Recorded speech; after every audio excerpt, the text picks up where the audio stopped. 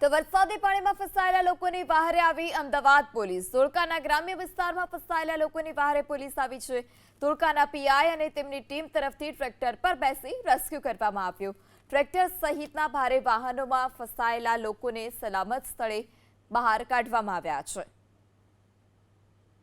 ત્યારે ધોળકાના પીઆઈ અને તેમની ટીમ તરફથી ટ્રેક્ટરમાં બેસી રેસ્ક્યુ કરવામાં આવ્યું છે। ટ્રેક્ટર સહિત ભારે વાહનોમાં ફસાયેલા લોકોને સલામત સ્થળે ખસેડવામાં આવ્યા છે। ધોળકા કે જ્યાં ભારે વરસાદને કારણે જળબંબાકારની સ્થિતિ થઈ, જમીન ત્યાં જળની સ્થિતિ, ગળાડૂબ પાણીમાંથી લોકોને સલામત રીતે રેસ્ક્યુ કરવામાં આવી રહ્યા છે। ત્યારે પાટણ જિલ્લામાં ધોધમાર વરસાદથી જળબંબાકાર। રાધનપુર શહેર સહિત તાલુકામાં સવારથી ધોધમાર વરસાદ। રાધનપુરના નીચાણવાળા વિસ્તારોમાં પાણી ભરાયા। માશાલી કોડ પર ઘૂંટણસમાં પાણી ભરાયા છે। માશાલી રોડ પર આવેલી 20 સોસાયટીઓ પાણીમાં ગરકાવ। શિવશક્તિ સોસાયટી, વિરનગર સોસાયટી જળમગ્ન થઈ છે, તો રાધનપુરની વિરનગર સોસાયટીના ઘરોમાં પણ વરસાદી પાણી ઘૂસી ગયા છે।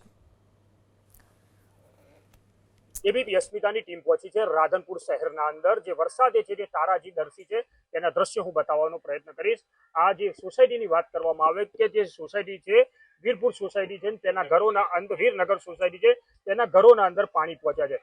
મસાલી રોડ પર 20 થી વધુ જે સોસાયટીઓ આવી છે, તમામ સોસાયટીઓના અંદર હાલ પાણી ઘૂસવાના શરૂ થઈ ગયા છે અને પાણી ફરી વળ્યા છે। એક બાજુ કહી શકાય કે નગરપાલિકા દ્વારા ચોમાસા પહેલા પ્રી મોન્સૂનની કામગીરી કરતી હોય છે, પરંતુ કામગીરી છે તે ખાલી કાગળ પર હોય તે રીતના જ દેખાઈ રહી છે।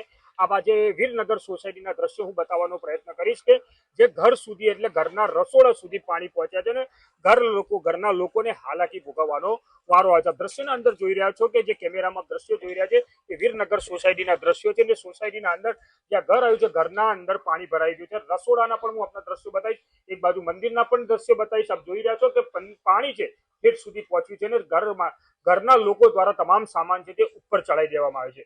બીજી બાજુ આપ રસોડાના પણ દ્રશ્યો જોશો કે જે રસોડાના અંદર જે રીતના પાણી ભરાયું છે અને પાણી ભરાવાના કારણે તમામ સામગ્રી છે તે તમામ સામગ્રી ઉપર મૂકી દેવામાં આવે છે। કહી શકાય કે જે વહેલી સવારથી રાધનપુર શહેરના અંદર ધોધમાર જે વરસાદ વરસતો હતો, વરસાદ વરસતાની સાથે જે નીચાણવાળા વિસ્તારોના અંદર પાણી ભરાય છે અને પાણી ભરાવાના કારણે તમામ ઘરની સામગ્રી છે હાલ ઉપર મૂકી દેવામાં આવે છે। બીજા રૂમના પણ આપ દ્રશ્યો જોઈ રહ્યા છો કે તમામ ઘરનો જે સામાન હતો તે તમામ સામાન છે હાલ પોતાની બેડ છે તેના પર મૂકી દેવામાં આવે છે। એક બાજુ વરસાદ છે તે બંધ થવાનું નામ નહીં લેતું અને હાલ તમે જોઈ રહ્યા છો કે ઘરના લોકો છે, સોસાયટીના લોકો છે તે હાલાકી ભોગવવાનો વારો આવી રહ્યો છે। બીજી બાજુ આપણા ઘરના માલિક છે, આપણે એમના જોડે જ વાત કરવાનો પ્રયત્ન કરીશું કે વરસાદ કેવો હતો ને વરસાદથી શું હાલાકી પડી રહી છે।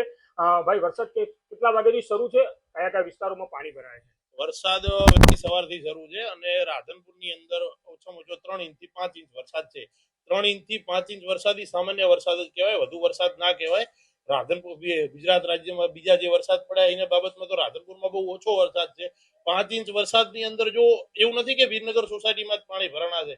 મસાલી ગાયત્રી મંદિરથી ચાલુ કરી, મસાલી રોડ ગાયત્રી મંદિરથી ચાલુ થાય ત્યાંથી કરી અને મસાલી રોડના છેવાડા સુધી બધા સોસાયટીઓમાં પાણી ભરાણા છે અને 70% ઘરોમાં પાણી છે, ઘરવખરીઓ બગડી છે। નગરપાલિકાએ પ્રી મોન્સૂન કામગીરી કરવાની હોય કામગીરી કરી છે, નથી કરી એવું નથી કહેતો, પણ એ કાગળ ઉપર જ કરી છે, કારણ કે પ્રી મોન્સૂન કામગીરી કરી હોત તો કોઈના ઘરે પાણી આવત નહીં। બીજું, અમારી સોસાયટીની બહાર રોડ બને છે, રોડ અમારી સોસાયટીના લેવલથી 1 ફૂટથી 1.5 ફીટ ઊંચો છે। જ્યારે આરએનબી કામ કરે છે ત્યારે એને ગટરની વ્યવસ્થા કરવી પડે અને પહેલી તો વસ્તુ એ કે તમારે ચોમાસાની અંદર કામ લેવાની જરૂર જ નથી। ચલો, કામ ચોમાસાની અંદર ચાલુ કર્યું છે તો ગટરો સાફ કરાવી લીધી હોત અને સોસાયટીનું લેવલ રોડ, પેલા સોસાયટીના લેવલના રોડ બનાવીને પછી બહાર રોડ બનાવ્યો હોત તો આજે મારા ઘર સિવાય મસાલી રોડમાં 70% ઘરો છે, બધા ઘરોમાં પાણી ભરે છે। તો આ રોડના કારણે આરએનબી ની ભૂલ છે। નગરપાલિકાની પ્રી મોન્સૂન કામગીરી કાગળ ઉપર જ થઈ છે અને નગરપાલિકાએ કોઈ ગટર કેટલા વર્ષોથી, એવું નથી આ સામાન્ય વરસાદ છે, કેટલા વર્ષોથી રાધનપુર નગરપાલિકાને ગટરો સાફ થતી જ નથી। હાલ અત્યારે તમારી સામે લાઈવ દેખાય છે બધા કે નથી। હવે આ વરસાદ છે, પાણી છે, મારા ઘરનું ફર્નિચર, ઘર વખરી બગડે છે, આની અંદર તો કઈ રસોઈ કે કઈ થવાનું નથી। ચલો કે મારી જોડે પ્રાથમિક સુવિધા છે, મારા કોઈ સંબંધીના રિલેટિવના ઘરે કે હું રહીશ, પણ આ ઘર વખરી બગડે છે, સોસાયટીના બીજા હેરાન થાય છે, બીજા ગરીબ માણસો ને તકલીફ છે, આખા મસાલી રોડ ઉપર તકલીફ છે, એવું નથી।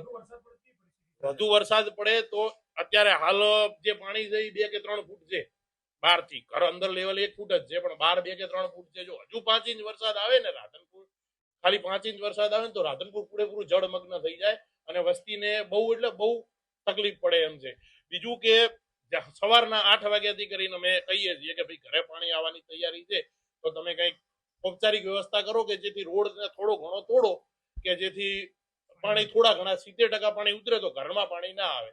એની જગ્યાએ 8 વાગ્યાથી કરીને 12 વાગવા આયા એક સોસાયટીના રોડને તોડે છે એ મતે રહ્યા. બાકી એક બકેટથી મતે છે. બાકી રાધનપુરની અંદર 10 બકેટની વ્યવસ્થા છે. નગરપાલિકા જોડે ઘણું ફંડ આવે છે. નગરપાલિકા એ ફંડમાંથી બકેટ લઈ અને રોડ તોડવાની તરત વ્યવસ્થા કરે તો કોઈના ઘરમાં પાણી આવે નહીં. જો હજુ વરસાદ ચાલુ રહ્યો ને તો આનાથી વધારે તકલીફ પડશે.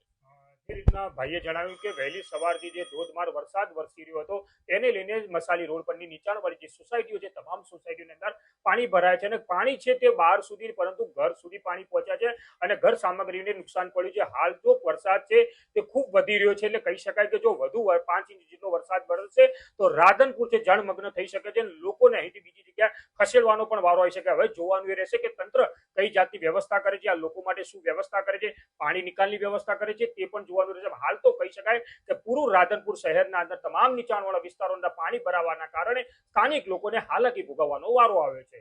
ઇજાઝ મંસૂરી, એબીપી અસ્મિતા, પાટણ.